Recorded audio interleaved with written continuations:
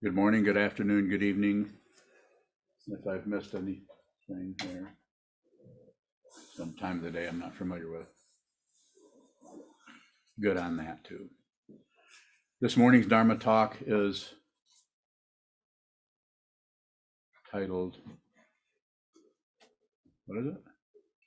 Do it anyway. Do it anyway. It's just, who came up with that? Do it anyway. So that's something I often say when you run into some kind of a barrier, some kind of difficulty somebody's having. Just do it anyway. Do the form, do the practice. I'm not saying obey me. I don't mean that. And I will even comment on that right away, that true devotion is not about obedience. Obedience is not devotion. It's what? It's obedience. It's taking away your liberty as an individual, even if that individual is severely confused and having a lot of trouble. Your confusion, pardon me, should be respected, not interfered with, based on what any teacher, this teacher thinks about you. Anytime someone's trying to get control of you or demanding anything of you, especially in the spiritual path, red flags should go up everywhere. Don't obey anyone. Don't ignore anyone. But you don't have to particularly obey. This is a teaching that was not only in the Tibetan tradition, but the Chinese tradition, Japanese, all kinds of obeying the teacher. It only took me a little over 3 decades to realize that it was probably not a very helpful thing to do, even though my teacher did that. At least my first teacher did. My Zen master, Kobunchin Roshi, I didn't see enough of him to even know if that ever happened with him. I just know that he got very mad at Shoho Michael because he wouldn't marry Leslie.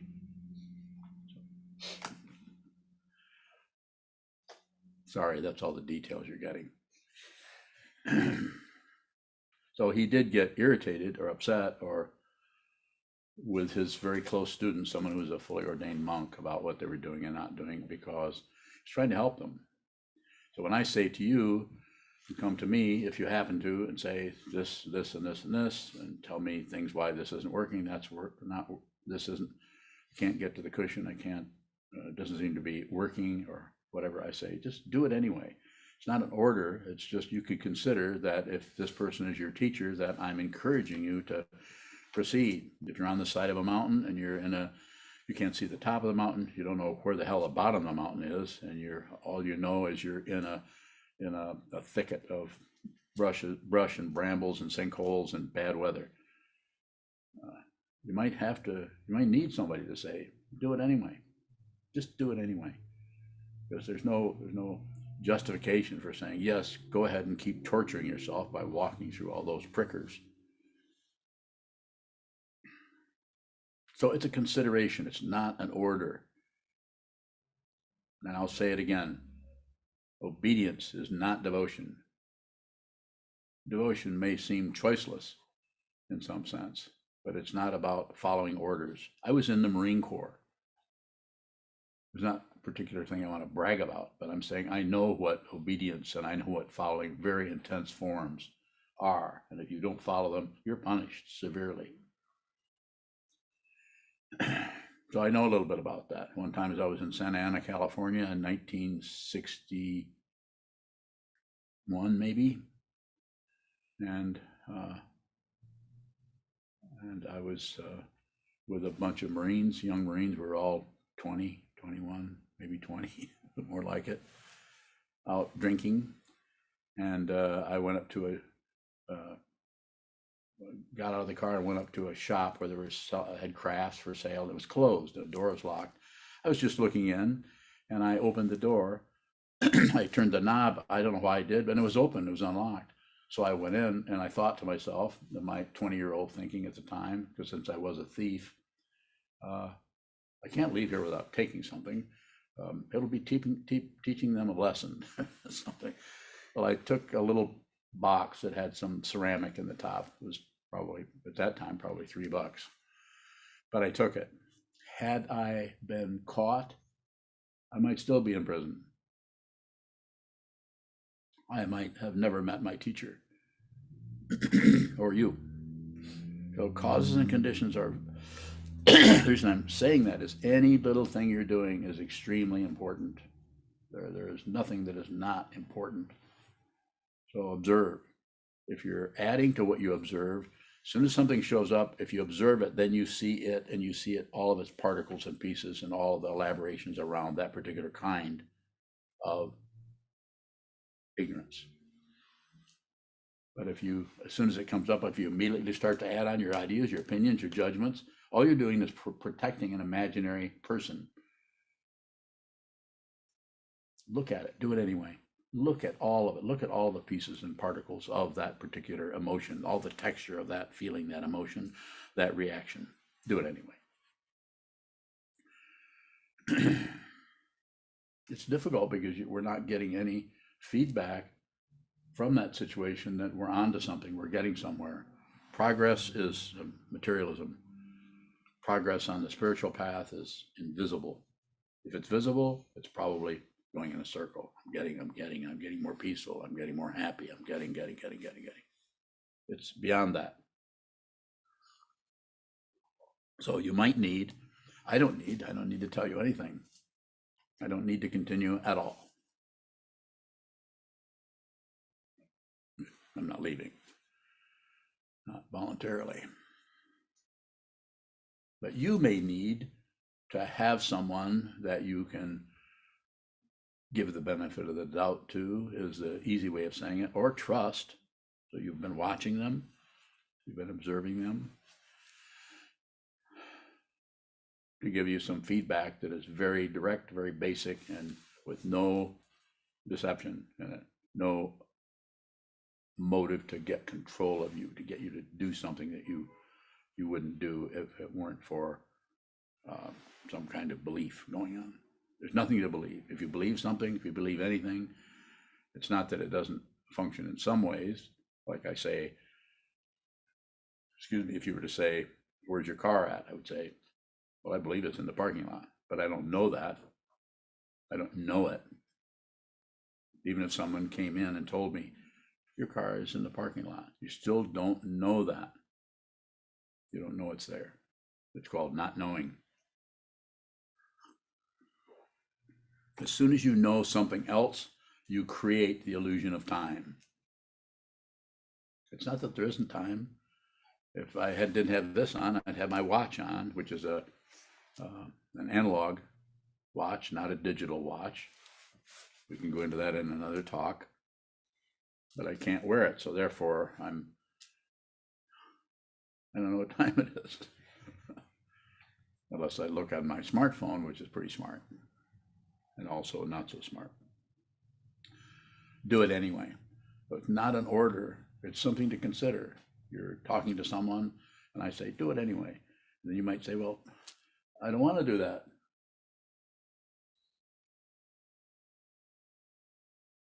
Or I don't feel like doing that.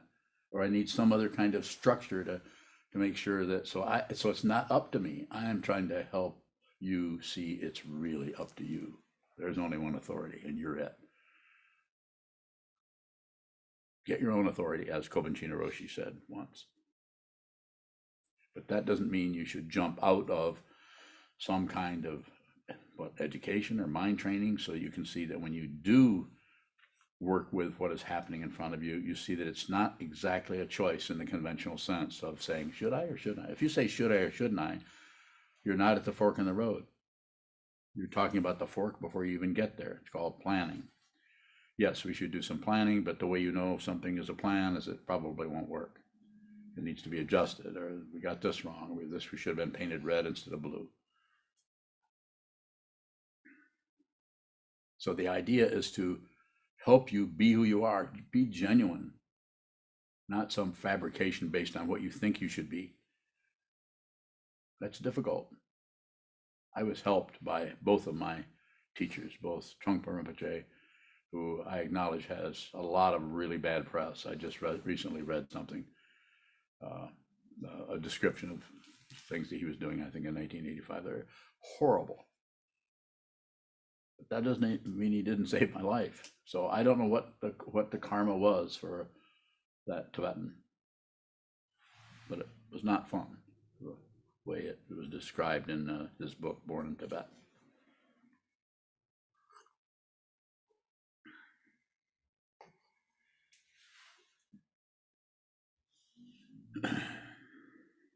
So do it anyway. Practice, train your mind, find out who you are. Don't get your identity from me or from anyone else, including society or culture, which is legalized insanity, if you haven't noticed. I can give you one great example. This person takes that person's life, and rather than looking deeply into what was happening there, we just kill the person who was the perpetrator. It's not even, I wouldn't even give it the respect of being called juvenile. That actually has some considerations that support that word, but it's insanity to do that, to separate ourselves out from each other by one person is bad, another person is good.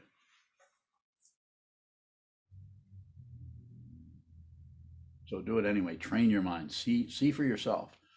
I will help you, as I often say. I'll help you by encouraging you, not ordering you around or getting you to obey me because I'm some kind of a guru figure. If you want to call me guru, go ahead. I don't require anything. Some people still call me by my given name, Bob. If that's what they want to use, then use that. If you're a monk, you need to call me Sokuzan. Why? Because I'm calling you Juzan or Junchu or Chiezan, or we're changing our identity a little bit so it supports us in making the transition from the cultural identity we were given into an identity, a reference point, a name that helps us transition away from the belief in a separate self, of being who can win or lose or live or die or this or that or this or that. This is not. It actually goes beyond that. You can actually transcend this world while you're sitting in the middle of it. Did I do that? I make no claims. There's no one left to claim anything. If you do that, it's not a fruition in the sense of I bought the ingredients, I read the recipe, I made the pie, cheesecake. I made the cheesecake. Thanks. And then we got the cheesecake and we baked it and we ate it. Ground path fruition.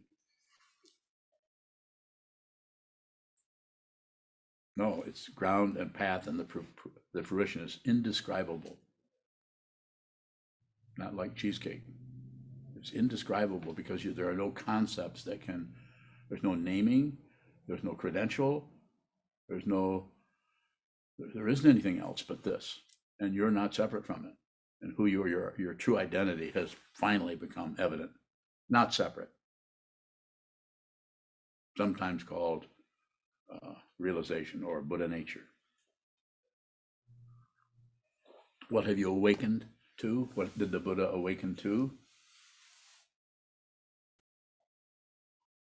This. What is this?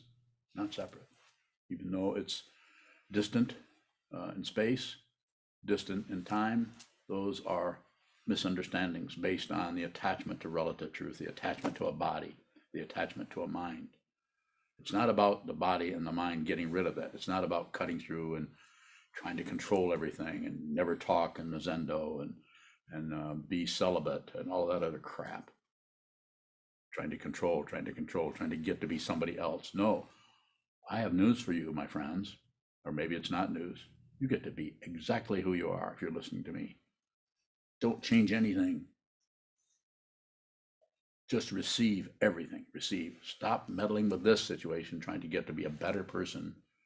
When I say do it anyway, I'm saying face the truth yourself. It's your mind, your own mind. You need to see it. Sit down.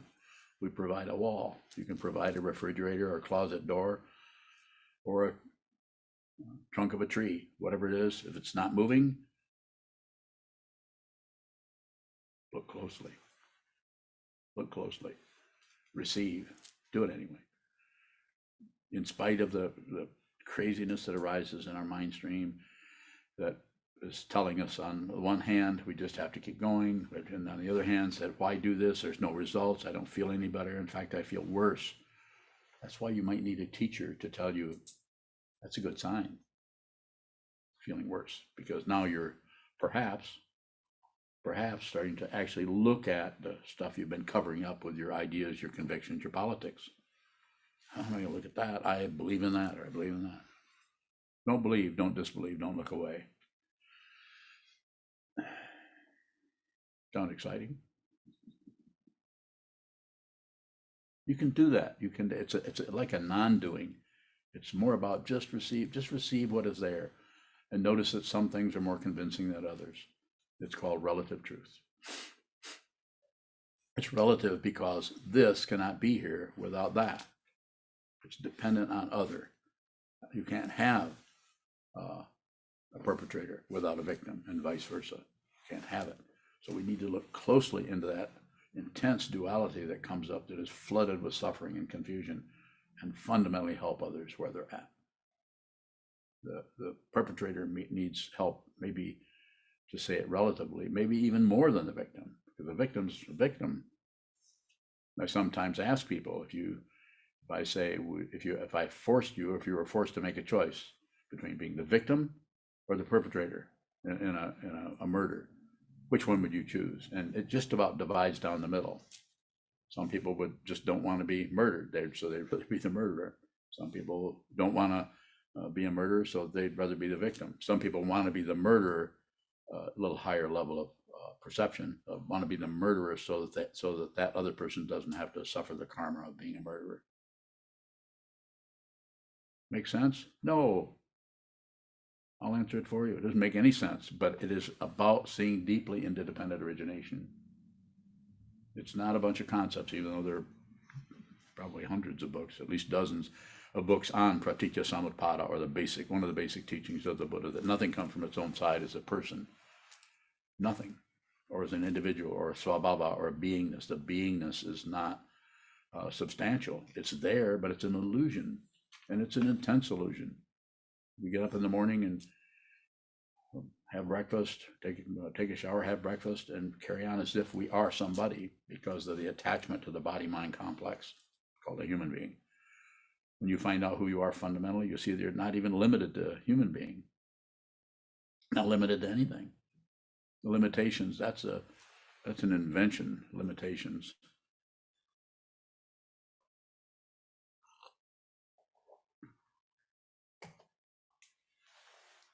Any questions so far?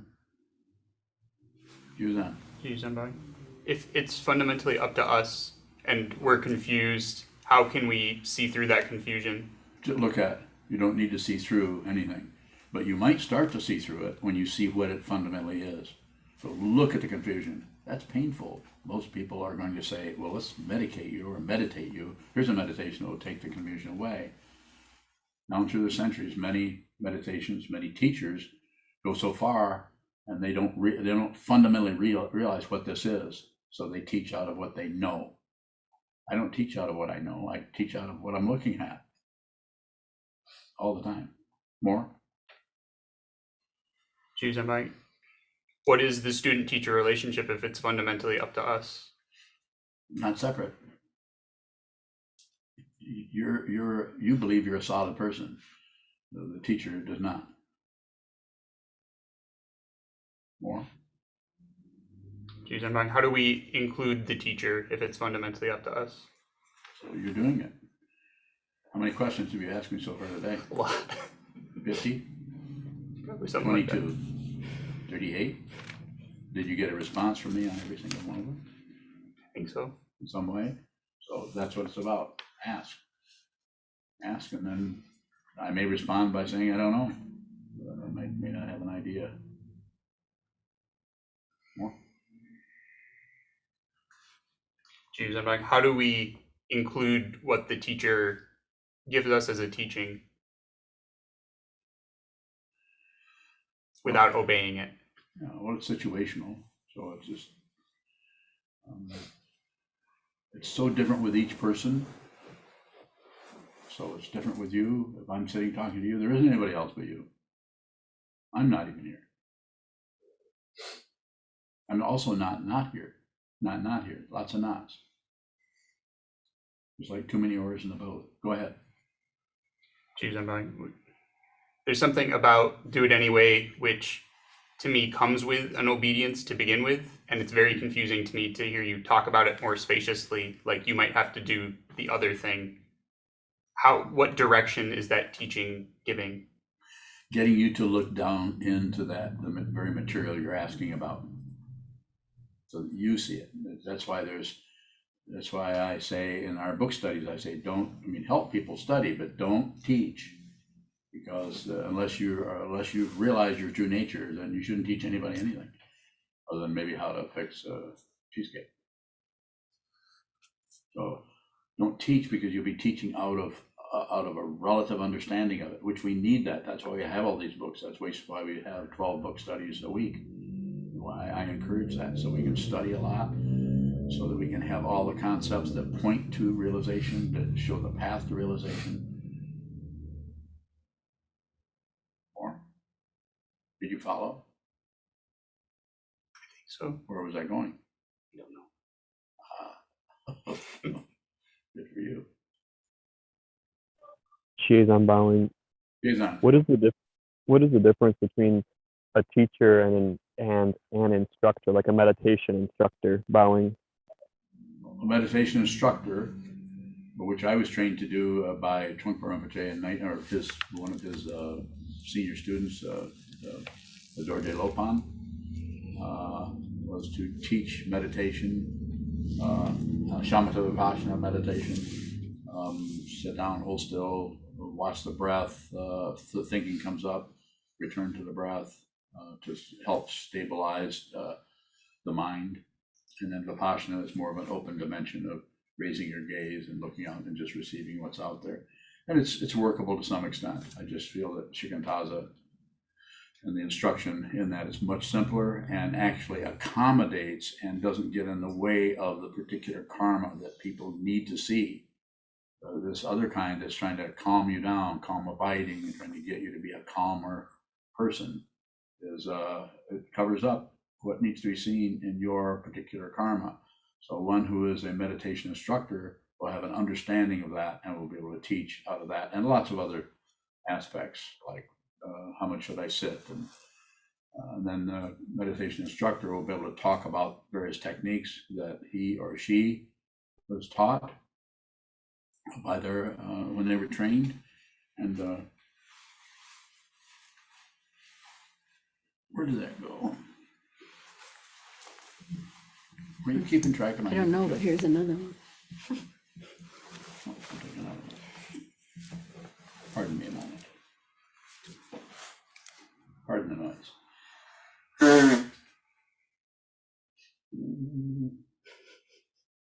Want me to hold it?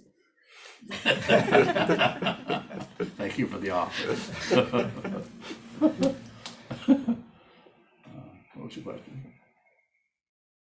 Oh, so the meditation instructor would actually have a specific way of talking about how to help each person and any variables that would come up.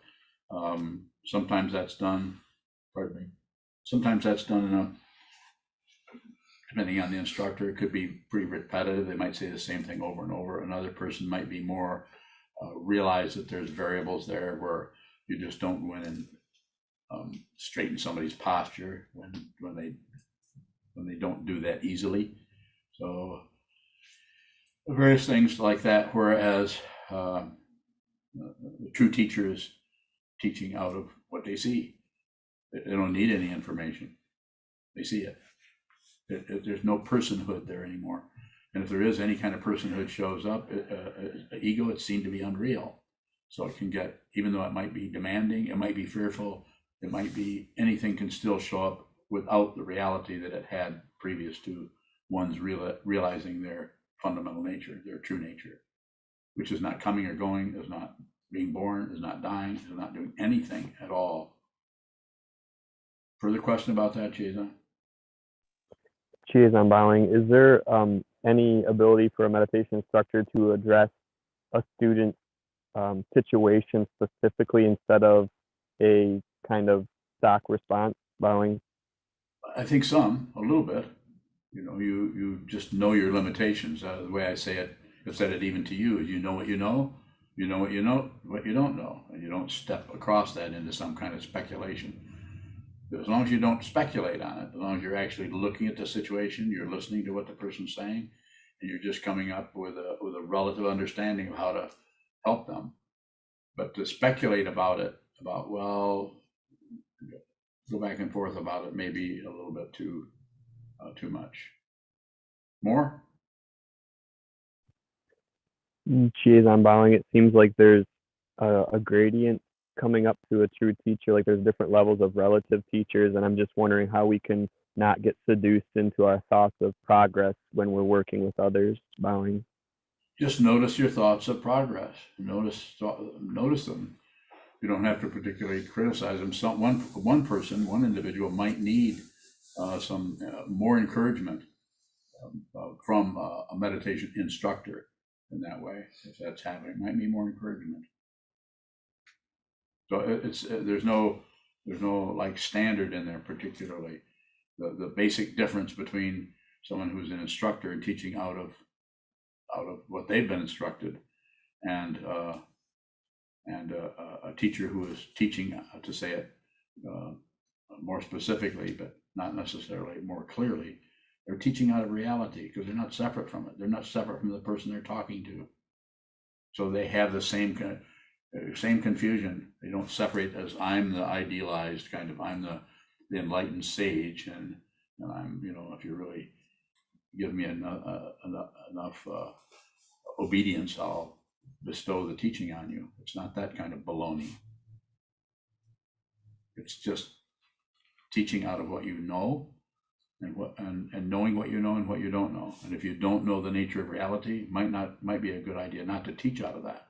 That doesn't mean you can't discuss the 31st verses of Vasubandhu and go back and forth with another person, a facilitator, or maybe one of the people in that study group, about what Vasubandhu is saying and what he is saying in verse number 28, and how that shows up for you, sharing that with someone else, or asking about if how they see that or understand that conceptual situation is similar. I mean, having a discussion about it, but no teaching about that. So the idea would be that using the intellect, using the thinking process, brings in that the ego will begin to participate in that in such a way that it may feel like the ego may feel to be a little story about it, may feel like it's going to attain enlightenment. And that seems to be necessary. Otherwise, you wouldn't do this. If the ego really knew from the beginning that this is as Trungpa Rinpoche says, the ego cannot attend its own funeral. Well, I wouldn't go make it so harsh. I would just say that the ego just slowly realizes, or the wisdom mind realizes, that the ego is just another aspect of dependent origination, and doesn't need to be gotten rid of or buried or killed. Different kind of teaching. Just if you see that it's unreal, then the ego is not threatening at all. And who sees this? Who sees? There is no who. There's no personhood. It doesn't mean that there isn't a manifestation of a hand moving, a cup being raised, and a nose being blown. But it's just more relative truth. The identity has the understanding of who and what has come together, and it's just this. There's nothing else. Even though a voice comes from over here and a voice comes from over there, fundamentally no separation. But the person who is functioning as a student still is tied into intense separation, including looking up to the teacher, or looking down at someone else, or looking down at oneself. feeling ashamed or feeling never going to get this. A teaching person, true teacher, will be able to meet that person where they're at with their permission. So this idea of trying to order people around or manipulate people is pretty disgusting. But it's done all over the place. It's done in the Zen tradition, Japanese tradition, the Theravadan tradition. All of them are, somebody gets to be the authority and tell everybody else what to do. You could look at this situation and say, aren't I doing that? A little bit, but I do it with people, not directing people to move around. We do it together. It's mutual. At least that feels that way to me. And most of the people that are here or have any interest in me as a teacher are fundamentally renegades. They don't want to be told what to do. Have you guys noticed that?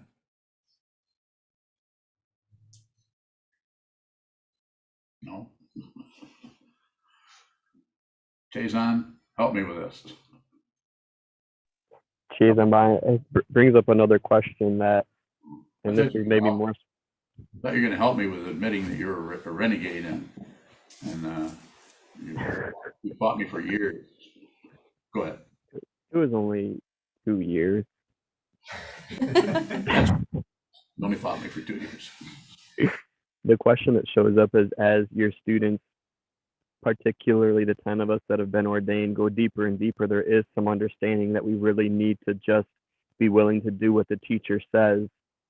But as that willingness to do as the teacher says grows, how do we continue to observe and not obey in a way that's respectful to the relationship? Bowing. It's individual. It's so incredibly individual that it's very difficult for a teacher to teach directly to 1,000 people, or to write a book, or even to read a book about it, even if the book is, or to read the 30 verses of Vasubandhu. I would recommend that, reading that rather than reading anything I've written or said. Read that, contemplate that. It takes a while to do that. So each person is wired, that each person's karma are the causes and conditions that arise as your personality or what haunts you in the middle of the night, totally different from someone else. And your way of working with your passion, aggression, and ignorance, your jealousy, your sadness, your happiness, your pride, your shame, all of that is extremely individual. Some people I have students who are just confused constantly. I'm not saying that I think they're confused. They feel like they're confused. And I don't try to straighten that up for them. I encourage them to look at it, because they have to do it. In some traditions, they say the Shakti pot, that the guru touches you on the head and awakens you. That's interesting. And I'm not saying that couldn't happen in some way, but certainly it didn't happen with me. And so I'm not against that. If people need to have that kind of or go to the woman who hugs everybody. I hug people too, but they don't particularly, doesn't turn on any bright lights for them. So everyone's doing this in a different way. There is understanding here, there's understanding in other people. Sometimes we get so confused with right and wrong, and should be and shouldn't be. And we take one little situation that looks really wrong, and we completely just destroy the whole ship of fools because of one fool. Don't do it. Don't do anything unless you have to. But if you have to, then do it anyway. There's enough do's in there. Do. So when I say do it anyway, it's not an order. You could consider that you might just go ahead and push through the brambles and through the underbrush, because this person that's standing next to you is saying, yes, do that. That's because that person is the brambles and underbrush. They are the ground you're walking on. Not romantic kind of corny stuff. It's just that they're not separate from. They're still a embodied being, but they know that you're walking on them. They know that that the very neurosis that they're dealing with is yours.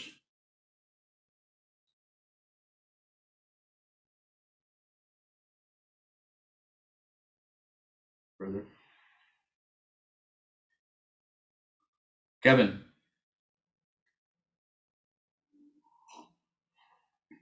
Not reading lips these days, Kevin. You have to turn on your. Sorry about that. When you say do it anyway, is that a way of describing exertion, bowing? Could be. There could be something there where you're kind of at a loss. You don't know what to do, and you don't. This isn't working. That isn't working. But it's something that you have been encouraged to do. Then, yeah, there might be some exertion there, some kind of pushing. But it's the maintenance that I talk about. Don't maintain it. So intend, come back and exert, get to the cushion, and then get to the cushion, strike the bell, and then get up and go away. But at least observe the form. Observe. You sit down. It's 7 o'clock in the morning. You strike the bell. You don't feel like sitting there. Get up. Don't maintain. Get up. Go for a walk. Come back. Maybe sit down again, or maybe not. So be aware of what's happening rather than trying to manipulate or control what's happening, and use the forms that have been given to all of us down through the centuries. The sutra chanting, which from the relative point of view doesn't mean a lot. It's just repeating the teachings over and over and over again in some other language we don't understand. But it's the repetition. Having a container, the container might be just a meditation cushion or a chair and a box with a Dharma book on it, or a picture of your teacher, or a candle, or maybe nothing. Maybe no box at all. Maybe no altar at all. That would be up to you. I think it's a good idea. I think it's a good idea to connect yourself with a 2,500-year-old lineage, if you have a connection with that person who is a teacher, and you can give them the benefit of the doubt, or you feel like you're getting some kind of support in some way. But don't believe anything. I say it over and over again. Don't believe anything I say. Kevin, bowing. Could you talk about the relationship between the teaching to do it anyway and the teaching not to do anything unless you have to, bowing? Yeah, saying the same thing. Well, don't do anything unless you have to, and you know you have to do it, but you don't do it. So I'd say do it anyway. Yeah.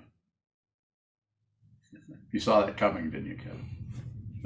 Well, it snuck on me, and I couldn't believe I fell for it. Bowing. You're a pushover. Further questions? Wonder bowing. You said when you started that so many things that we do are important, even the little things are extremely important. What do we bring to the teacher to look for direction? Different with everyone. Maybe nothing. Maybe, when I say bring something, so it needs to be some kind of communication with us. You're not going to get interrogated particularly by the teacher, so you would have to bring whatever that is. It could be any number of things. So there's no general prescription for that. But once you become a student of a teacher, then you should be a student from now on for everything. The teacher will eventually show you a way of that it has been described to introduce you to your world, which everything is a teacher. As Trungpa Rinpoche once said, when someone asked, what about your teachers or your gurus? And he said, situations are my teacher. So it just means that whatever shows up, you relate to that. Some of the, as I mentioned earlier, some of the stories that I've heard, I wasn't there. Some of the stories I've heard about him are totally disgusting. I'm to say it, kind of a parental way. I'm just very disappointed in him for what he was doing there. But I don't understand what it was. I only understand my disgust with it, because the way it's described is terrible. It doesn't sound like the person that I met that helped me profoundly. So I don't know You know, attribution is easy. I can say, well, he's an alcoholic. Well, probably. Well, he used cocaine. Well, okay. But it's hard to know what the actual foundation situation of anybody's life is. This is why when someone murders someone else, to use the extreme example, we kill them or we lock them up for the rest of their life. It's a legalized insanity. So every person brings to the teacher, the most important thing you can bring to the teacher, as far as you're concerned, is devotion. There's no requirement. If any teacher is demanding anything, get out of there. Get out of there. Don't do it. Or if there's a sense that someone's trying to control you, don't do it. Now, that doesn't mean that you might not feel like with someone like Shoto. I'm not going to run your example into the ground, but there's some things I've told him definitely I don't want him doing. But he could also just do those, which makes it even harder for him, because then he's thinking, well, aren't I disobeying the teacher? No, there's no one to obey. We do this together, not some kind of authority or parental figure that knows more than you do. I don't know more than you do. I know exactly what you know. That's why I'm able to do this at all.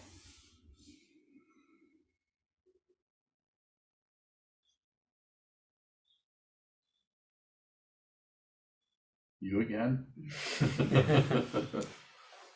Yes, please go ahead. Geez, I'm bowing. If it looks like fear is keeping us from stepping into that spaciousness, how can we step into that?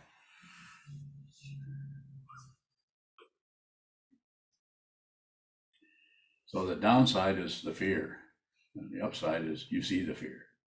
The downside is how you the fear, and the upside is you see it. You're there. There's no solution in the fear.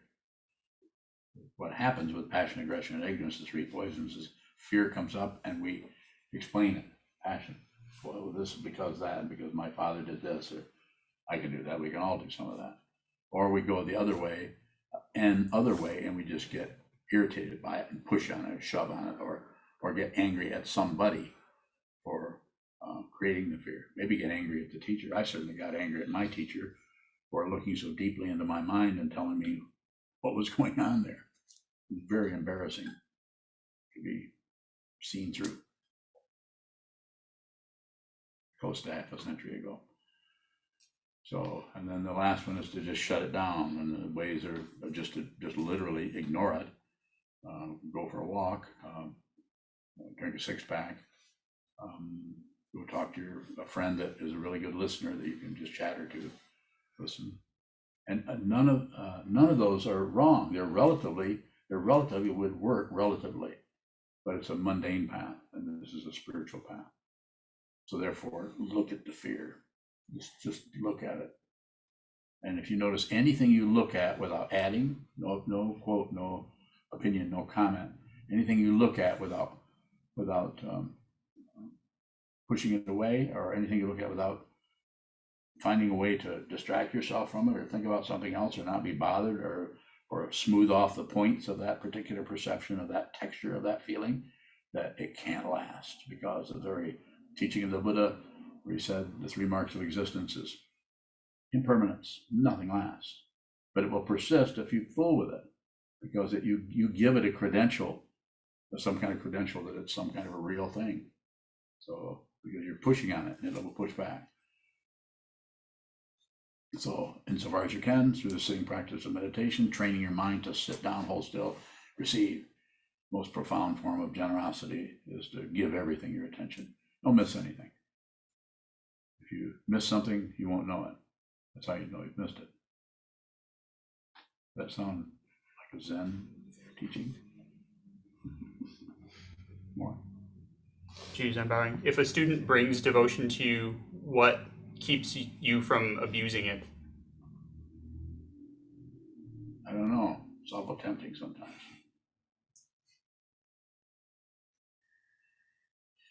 I'm not separate from them. I'm not separate from you. Separated, but not separate. That doesn't mean I'm not Bill Clinton. I'm not feeling your pain. I'm not a politician. I'm just saying If I were to go literally into it, it'd be the vow to be with all things. Don't object, don't agree, don't look away, be with all things. Until you see that you are all things. There is no person who is being that. The practice may be to continue to look at that. You don't have to be something you are. So once that's realized, then there isn't anything to do. As it says, as Kobachino's translation of the Heart Sutra, gone beyond, gone completely beyond. Awake, so be it. And his was falling apart. Nothing to do, everything all at once. And everything all at once is an interesting comment. There is no time. It's just this, all at once. Everything is all at once. Even that cheesecake you ate this morning, remember that cheesecake? You know what I remember about it? The sounds you made.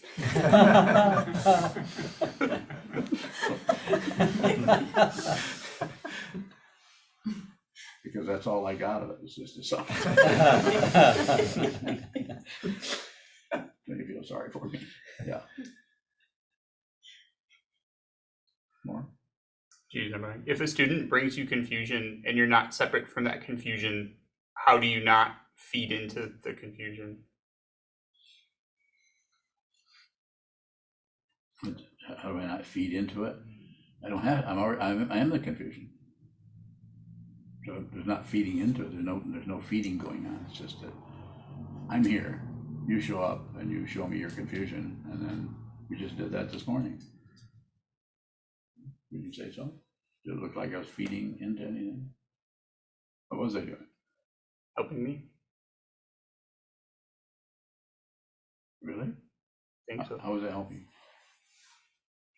Helping me go into my confusion. That may be true. Doesn't feel so good over here either. The confusion. It's not about, as I said, and I think I just said, it's not about someone separate who sees that and is going to help you fix it. Nothing is broken. There isn't anything to fix. We look at it that way, we might as well be just, hell with the spiritual path. We'll just try to fix everything and get better. And it's not that can't happen relatively. It can. If somebody not ready to do this kind of mind training, and we're doing this and we're helping somebody who there's no way they're ever going to meditate, but they're having difficulty, meet them where they're at, help them where they're at. That means you could, maybe I'll just go off on a rant here. You could talk to them about astrology. You could talk to them about Enneagram. You could talk to them about, you could read their tarot cards. You could read their palm. You follow me a little bit? I mean, meet them. I don't mean you should do any of those things or learn them, but meet them where they're at. Meet them in their neighborhood, just like Mr. Rogers did. Now, wait a minute. He set up his own neighborhood. You should all watch that movie. It's quite a good movie. What is it? A Wonderful Day in the Neighborhood or something like that. It's a good movie with Tom Hanks. Yes. So I get a commission. And this is kind of a very sweet movie. So just meet people where they're at. If they're, a good practice is meeting a child where he or she is at with them, not condescending about, but just meet them in that.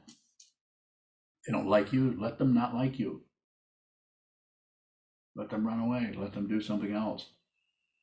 They'll be back, especially if they sense that you don't really care, then they'll be back. Like Rumi controls everybody here, because Rumi has some people he really loves and likes and other people he hates, and we all know it. We all know who we are. but he is allowed to have that. His incredibly powerful personality. This young man is powerful, and he's in a perfect place to realize his true nature. It's going to take some time. More questions? Katie Bowing. I know a couple of people that have been in prison for different things and are out. How do I support their healing without getting sucked into the negativity and without shutting down completely and blocking them out? Do you talk to them on the phone or in person? One used to be in person, the other one it's usually through social media, but that person is more engaging and wanting help, but I recognize Just their, listen. Just, you know, the thing I talk about, listen 90% of the time, talk 10, and it probably will come more into, 40 or 60 or 50-50. But if you have that kind of a form, then you can see how the form, you can't quite do that. That's a hard one to do if you're actually counting the percentage. Receiving from them, give them your attention.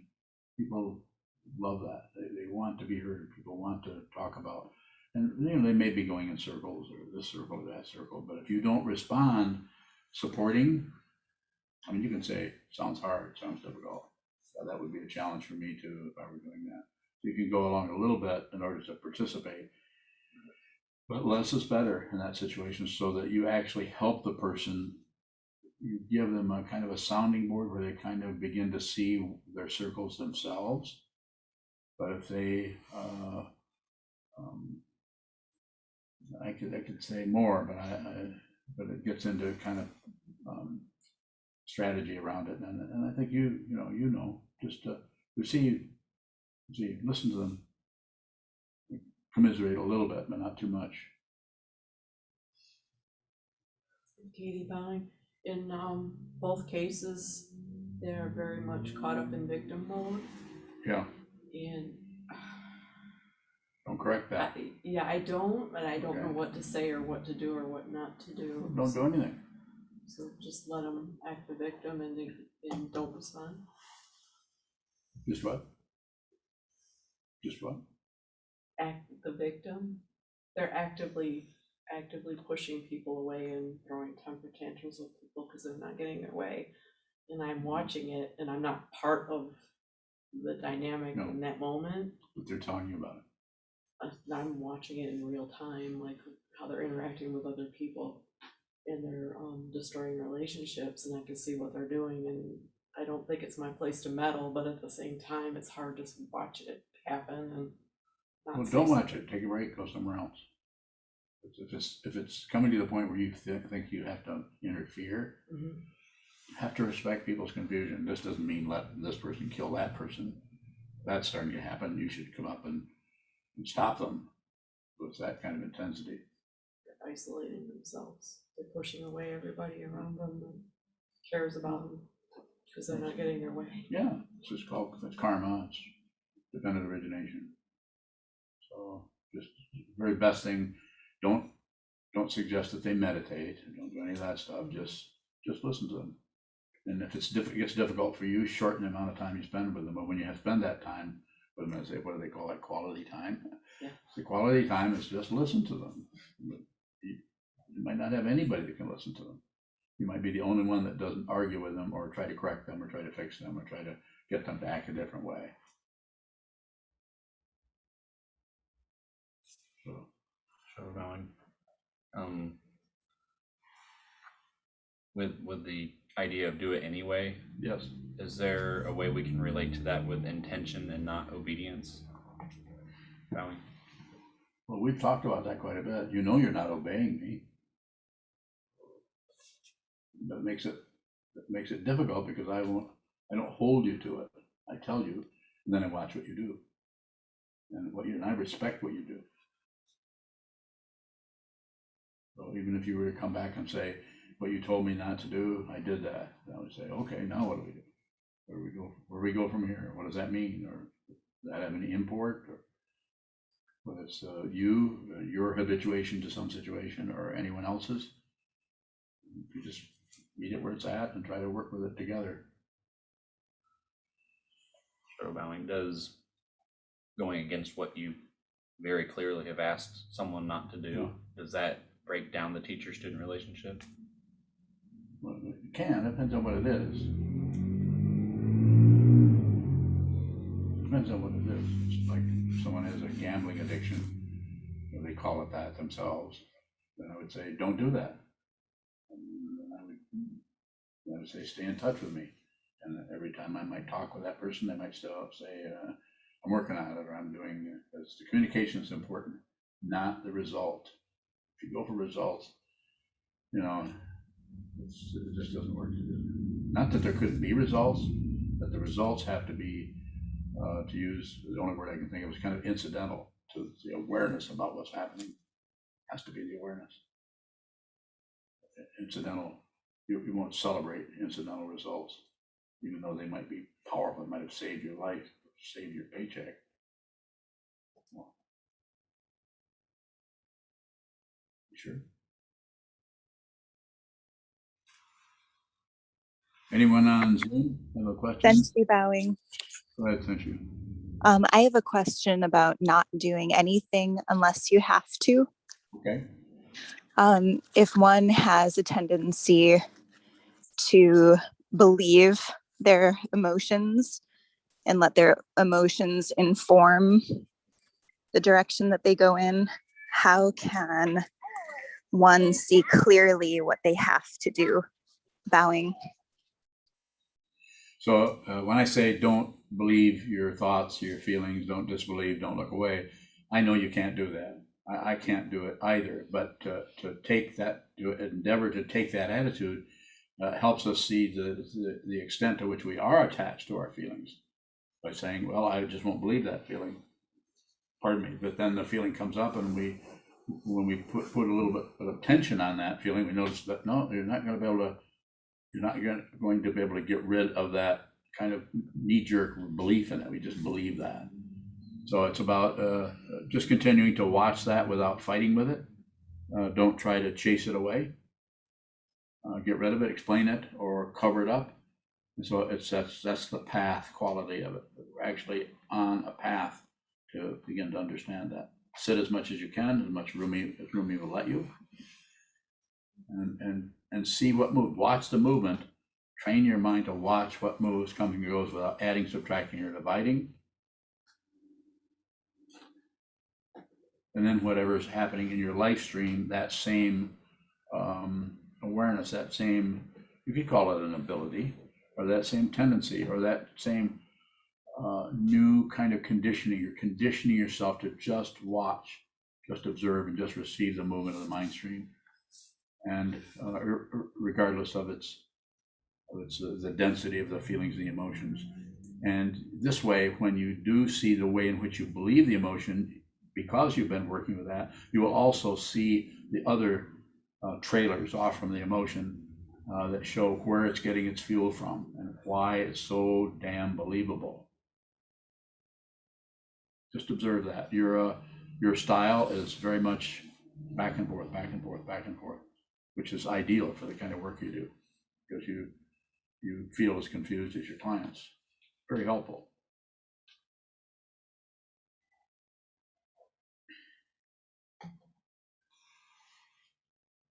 Future.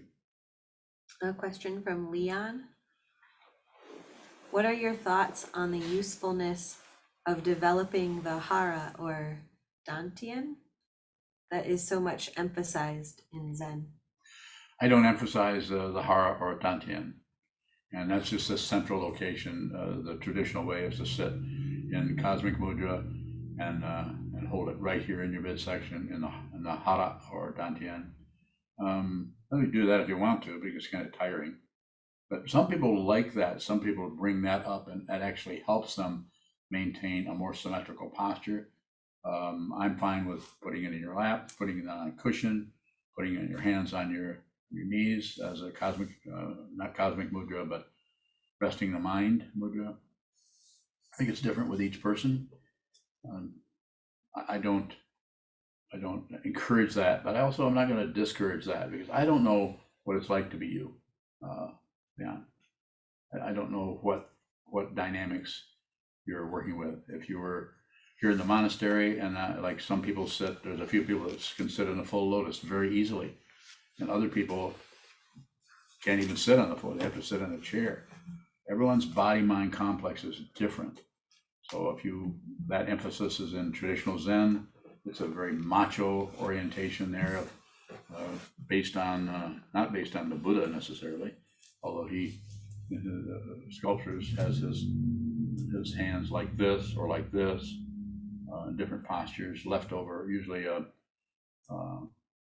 right over left. But it may help you to be more present or something. So I would leave it up to you to do that. But I don't encourage it. It's too much enforcement of centrality, central. It's too much enforcement of that. The way I see it, just an idea about it, having done that.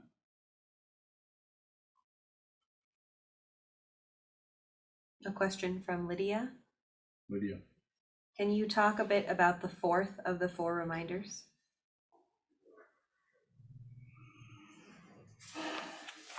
So which one is that?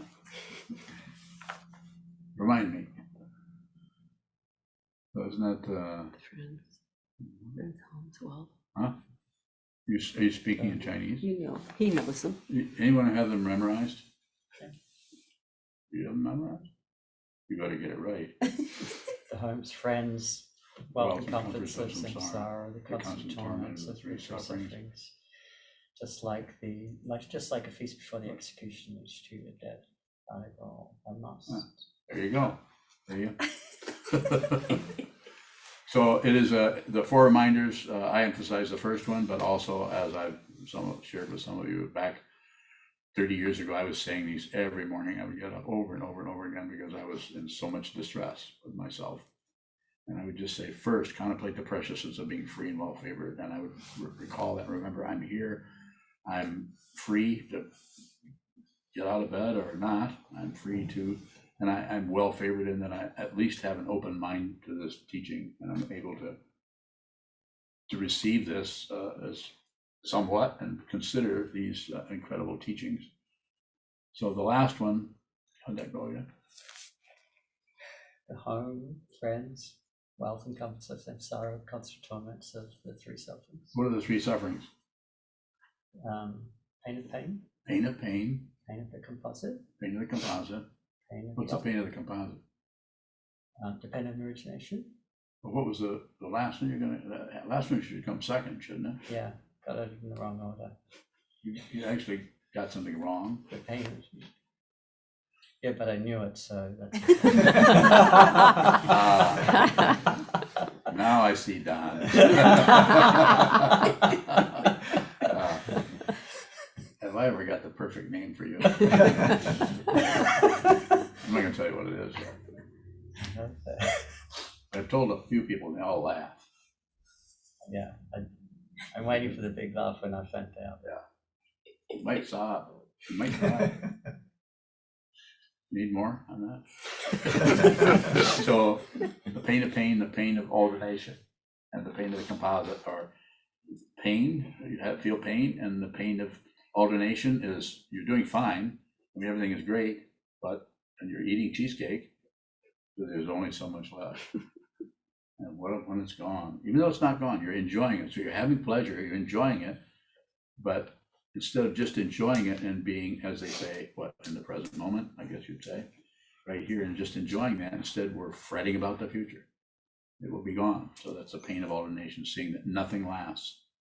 The most pleasant thing going away. Life is going away, pleasant or unpleasant. It's not going to last, regardless of how you feel about it. And the pain of the composite traditionally is said to be seen by the bodhisattva, someone who has transcended, has seen through the self, but is still confused by other, has seen that there is no solid self in the skandhas, form, feeling, perception, concept, consciousness, those structures that describe or explain what's happening in the body-mind complex, and are assumed to be someone because there's a body, so I must be here.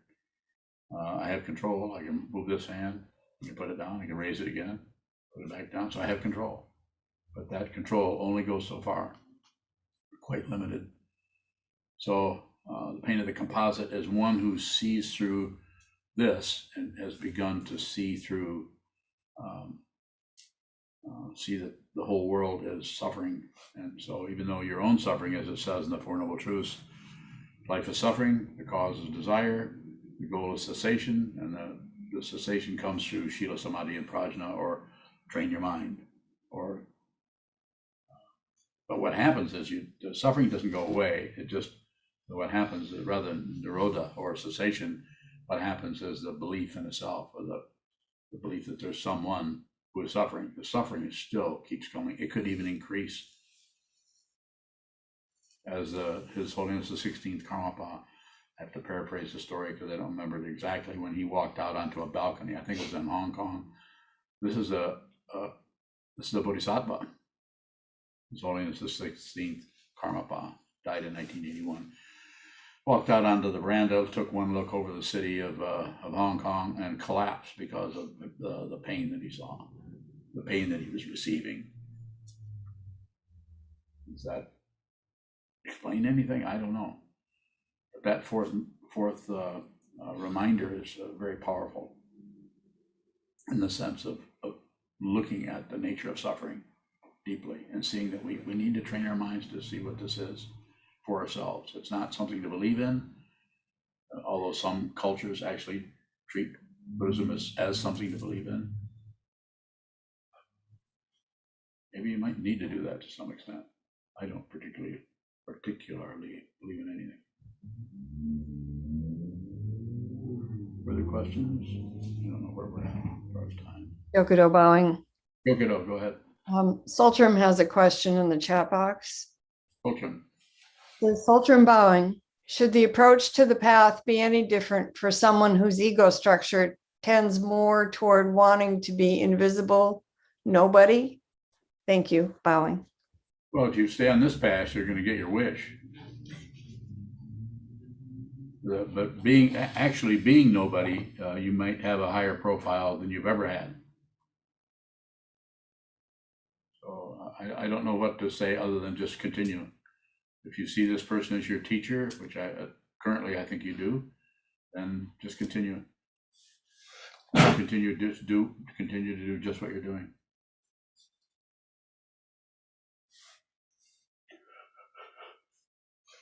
Did you yawn? Is anyone else yawning? Getting tired of this? I don't know what time it is. 12:25. That's probably good enough, isn't it? One last question. John Roadhouse, don't you have a question? You're gonna sit there in that blue shirt? Oh, wait a minute, that's a photograph of you. Here he is. Well, since you ask, I- I was really interested and appreciated actually your comment earlier about no limits. And I wonder if you care to say any more about that. No limits? No limits. The imputed, or the idea about limitations are based on belief in a separate being who can be limited, on skin and bones limitations, on walls limitations, as it says in the Heart Sutra, Mukkege Ko, without walls in the mind. When the walls in the mind are gone, are seen through, or seen to be unreal, as it talks about in the Sutra, then there isn't anything that isn't yours. There's no ownership, but there isn't anything that doesn't belong to you, that does not belong to you and is not your heartbeat. Everything, whether it's in this lifetime and another lifetime, whether the lifetime has gone away, not separate, not separate, not separate, not separate anywhere. If you see it, you may be just a voice saying this is not separate. You know, that's what's being said here. That's how I teach. But 20 years ago, or even less than that, I was too paranoid to say anything about what I was seeing. So for many years, I did not say what I was seeing because I was concerned about being wrong. I'm no longer concerned about being wrong. I'm always wrong. There's no way you can open your mouth without lying. More, John? Or less? Oh, that's very good. That's very good. I relate to that a lot. And I just appreciate the way you express that. And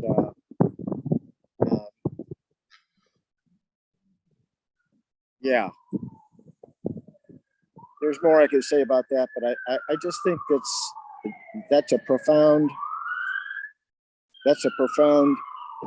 thing you just said. And if that's in combination with paying attention, Yes, that's good. I think it is too.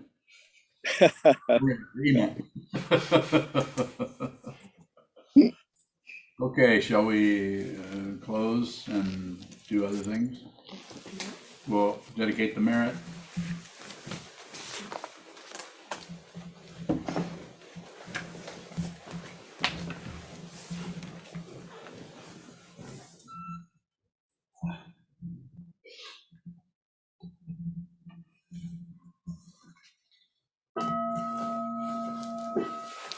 May the merit of this penetrate into all places, so that we and every sentient being together can realize the Buddha's way. Jio san shi shi hu, shi son bu sa mo ko sa, mo ko ja ho ro mi. The 10 directions, the 3 worlds, all Buddhas, all venerable ones, Bodhisattvas, Mahasattvas, the great Prajna Paramita.